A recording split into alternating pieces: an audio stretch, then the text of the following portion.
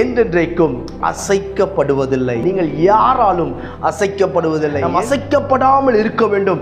என்ன போராட்டங்கள் அசைக்கப்படக்கூடாது என்று சொன்னால், கர்த்தர் நம்மிடத்தில் எதிர்பார்க்கிற ஒரு காரியம், தன் பணத்தை வட்டிக்கு கொடாமலும் குற்றமில்லாதவனுக்கு விரோதமாய் பரிதானம் வாங்காமலும் இருக்கிறான். நல்லா கவனிச்சு பாருங்க.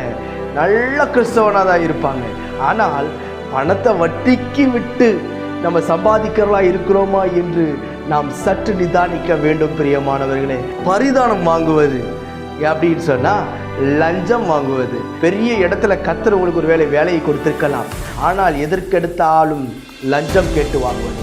இந்த லஞ்சத்திற்கு இன்னொரு பெயர் நம்முடைய கிறிஸ்தவர் வைத்திருக்கிறார்கள். என்ன தெரியுமா? கிஃப்ட். சாபம் வீட்டிற்குள் தங்கும். அநியாயமாய் வருகிற பணம் அநியாயமாய் செலவழிந்து போகும். நீ அசைக்கப்படாமல் இருக்க வேண்டும் என்று சொன்னால், கர்த்தர் விரும்புகிற இந்த 2 காரியத்தையும் நீங்களும் நானும்